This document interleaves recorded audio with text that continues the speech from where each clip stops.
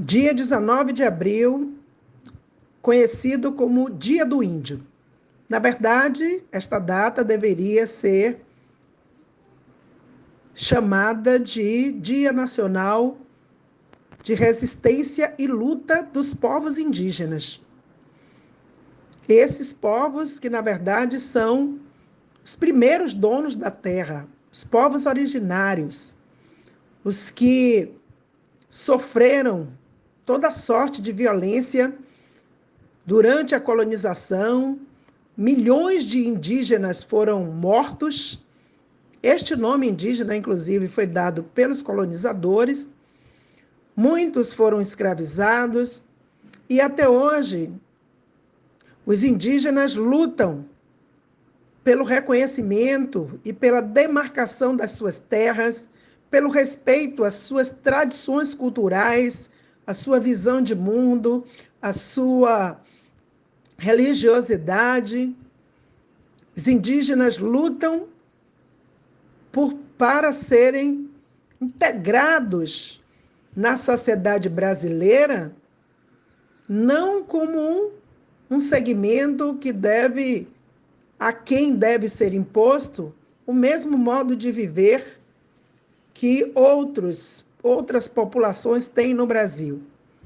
Mas, na verdade, a população indígena precisa ser integrada ao Brasil definitivamente a partir de um reconhecimento de que esse país é, sim, multirracial e nós podemos viver como um só povo, respeitando a diversidade que existe dentro desse povo, entre esse povo, a riqueza cultural que nós temos, populacional, e a riqueza do Brasil, as riquezas minerais, o direito à água, o direito à natureza, a preservação ambiental, ecológica, tudo isso precisa ser parte de um projeto de nação. Portanto, eu deixo aqui a minha manifestação de apoio às lutas dos povos indígenas por respeito, por direitos, para que este país ainda se encontre de maneira igualitária. Negros, brancos, indígenas, um só Brasil, uma só nação, garantindo o direito à diversidade que existe entre nós, como riqueza e não como elemento de discriminação.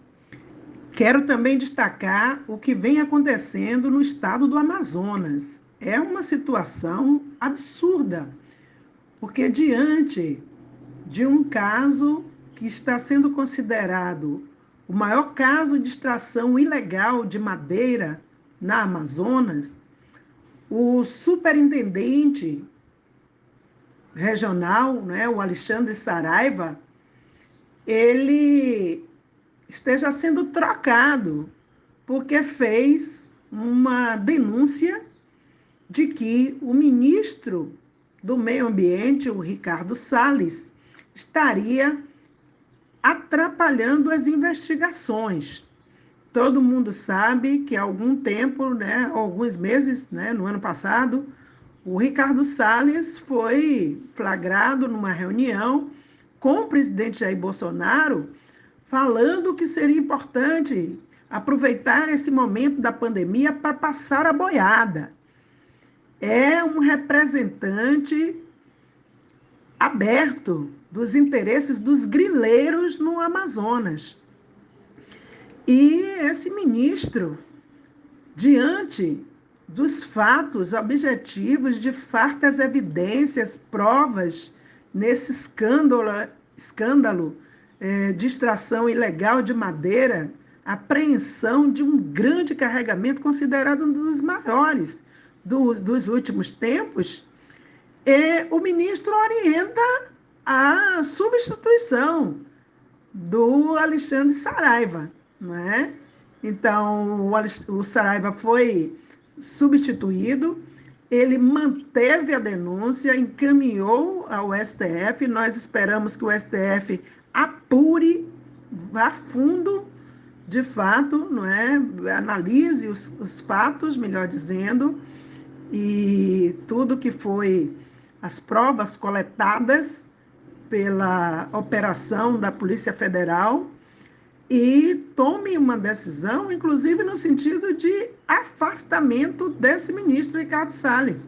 Esse ministro tem tido uma atuação deletéria, uma atuação de desmonte das políticas de proteção ao meio ambiente, de proteção à Amazônia. Nós sabemos que este é um dos territórios mais cobiçados, é o território mais cobiçado do Brasil, e é um ambiente de muita disputa, que os latifundiários, os grileiros atuam de maneira violenta contra as populações indígenas, contra os trabalhadores rurais.